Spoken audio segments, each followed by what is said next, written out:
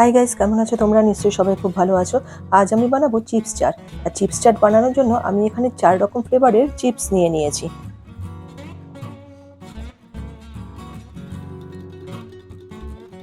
তার সাথে আমি দিয়ে নেব আরও কিছু ইনগ্রেডিয়েন্টস।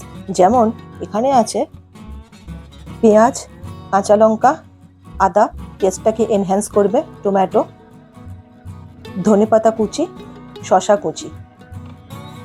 প্রথমে দিলাম পেঁয়াজ, তারপর আমি দিচ্ছি কাঁচা লঙ্কা, এরপর আমি দিয়ে দেব আদা, তারপর আমি এখানে দিয়ে দেব টমেটো কুচি, ধনেপাতা কুচি। ও হ্যাঁ, শসার কুচিটাও যদিও বাকি আছে, সবার লাস্টে দিয়ে দেবো শসার কুচি। এর সাথে মিশিয়ে নেব আমি একটুখানি বিট নুন এবং আর একটু চাট মশলা। সব কিছু একসাথে ভালো করে মিক্স করে নেব। চিপসগুলো দেখুন এখনও কিন্তু গোটা গোটা রয়েছে, এটা আমি বেশি ভাঙবো না। রেডি হয়ে গেছে আমার চিপস চাট।